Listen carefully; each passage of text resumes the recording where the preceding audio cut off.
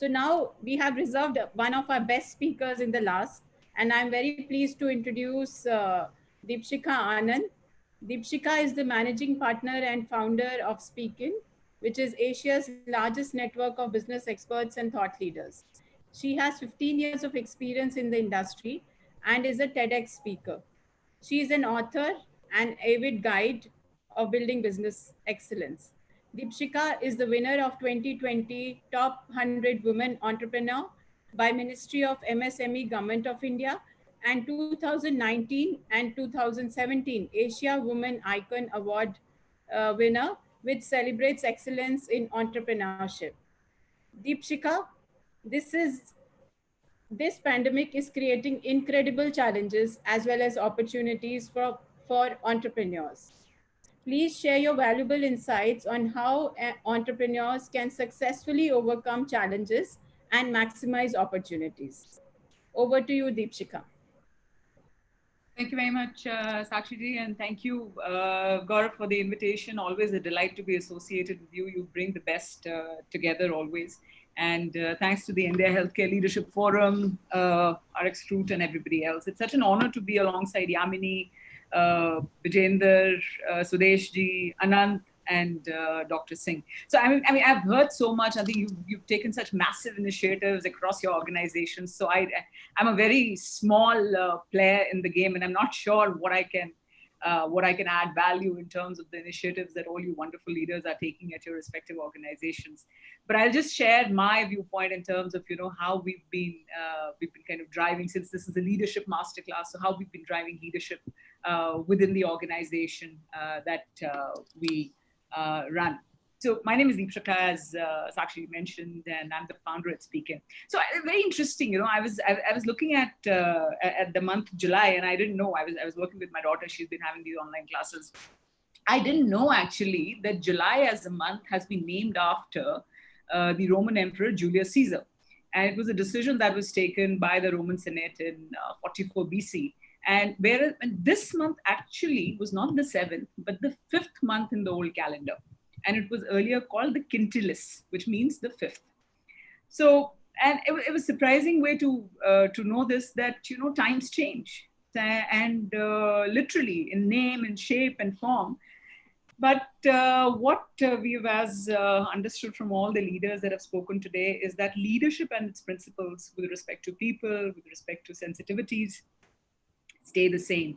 And today, in the next 5 odd minutes, I'll share a small framework alongside my experiences at SpeakIn, which is a new age technology platform where we bring in the top ranking global experts like yourselves together on a single platform, particularly for corporate learning in terms of online, now virtual, and in-person engagements. So I was talking to this gentleman, I'm sure a lot of you would already know, Paul Dupuy.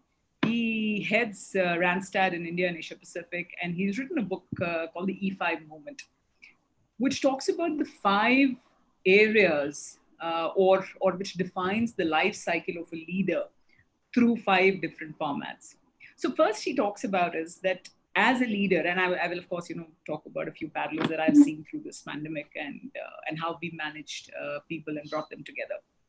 I think first and foremost is envisioning, where you craft a vision to touch the heart and mind of people. And that can be done through different initiatives that you've taken. But you have to create a larger structure and larger thought process than your people. For us at SpeakIn, it was always to bring the best together for maximum learning and impact. It was never about money. So businesses, as I think Sudeshi was also saying, it's not about money, it's about impact, and it's about how you make the best organization which delivers value both for your employees as well as your external stakeholders. So I always believed in, when you create meaning, you create money, and which is when COVID hit us. So we were in the direct line of fire, as you would have seen, and you would have interacted with a lot of other experts that you would have at your organizations to come in. And I think Sunil was talking about in-person training and, classroom sessions and all. And we were doing that. And on 17th of March, we got into a lockdown, and we were in the direct line of fire. I mean, we had only 2 options. Either we could have perished and gone into a hiatus, or we could have done something else. And that's where we went. And we said that let's go back to our vision. And as a leader, your job, or as an organization, your job is first to create a vision. And that's when we went back to it, and to say that where we are here, why are we here in the first place? And I think that gave us the opportunity to look for windows of other opportunities that we could look at. While one was closing for us, we opened the others. We transitioned overnight. 17th March, as I said, lockdown was announced. 19th March, we introduced a new product. 22nd March, we were already out in the market and working for clients. The good thing was, I think a lot of people talked about, the cost of manpower and making them employable, and the impact on the financials. But we were asset light, so that was good for us. But what was more important was that we were massively agile.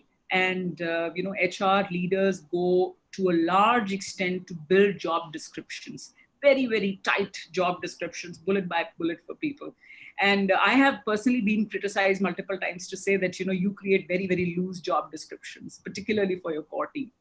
But that's how I wanted to be, because, the job in an entrepreneurial setup, and I'm not saying just from a startup perspective, and you can have an entrepreneurial setup within the larger organization as well. Your job is to create micro entrepreneurs within a larger team structure. An entrepreneurial venture, or any venture for that matter, cannot be successful where there's only one entrepreneur and everybody else is an employee. So, and we didn't know that. That agility, those blurred boundaries between roles. So this is my role and that's all I'm going to do. That didn't happen. That wasn't there for us. So I think that is where the big part of going back to our vision and executing it and modifying to what was hitting us helped us immensely to survive and thrive in these 3 months. These 3 months have been by far the best years, the best times for SpeakIn and also for our clients. So super proud of that. Number one. Number two is the expression. As Martin Luther King used to say that I have a dream. You would start every presentation with that. I have a dream. So that is where, as a leader, I think it became important to share an omni-channel strategy when you express your vision to your people. You have the love, you have the passion for what you do, whether you are an HR leader or whether you're an organizational, the entire marketing leader, sales leader. The conviction that you have, the love that you have, the passion that you have to translate that to your people for them to deliver in the similar format. So for example, for us, we took a conscious call that, when we started, we said that, there's only one format for expert networks and for speaker bureaus in that sense. And then let's work with commissions. We took a conscious call and said that we will never work on commission. We will never MRP our expertise. We changed the game. We work for our clients' FOC. We work for our speakers' FOC. Our business is about making emotional connections with our experts. And that is what we wanted to express all through, not just at the top level, but also at the lower level. So, speaking per se, as we say that, speaking and audience adulation, as a lot of you phenomenal speakers are receiving all through and through, is opium, right? And it's addictive, and we are the sellers.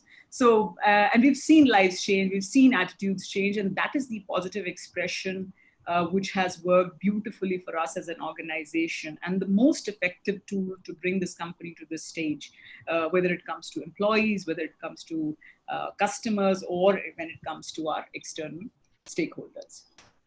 The third part of being a leader, I think, once you've envisioned and then you've expressed that vision, is to excite.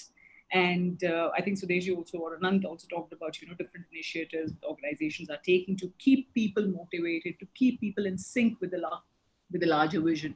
And I believe, again, if people don't get excited about your dream, you can't move forward. How do you push the right buttons? Let's do this. Business, of course, as has been said, is a team sport. The fourth part is super critical, and that is where, I always thought that I've had 15 years of work experience, and we always thought that, HR में तो सिर्फ entry पे जाते हैं और exit पे जाते हैं, या फिर अगर तनख्वाह नहीं बढ़ी तो फिर जाते हैं. So, but I think this pandemic or this current situation has made us realize that that's not true. This is perhaps the most critical function that has emerged out of this pandemic. in this particular situation. So congratulations to all of you for playing such a phenomenal role. And that's what brings me to the fourth part, which is enabling, and not just about providing tools, but also to create a platform and an environment where people can shine. You know, again, as I talked about building micro entrepreneurs, giving them freedom So to we'll have to wrap up. Yeah, another Sure. 1 minute. Yeah. That takes me to the last point, Gauravji, which is creating, after doing all of that, to be able to create a measurable impact. And I think that is where the organization comes together alongside all you leaders to create a bigger impact when it comes to finances, when it comes to social, when it comes to an overall economic impact. So thank you for getting this entire forum together. It was a wonderful experience. Thanks a lot. It was always a pleasure listening to you, Deepshikha, and a lot of useful insights.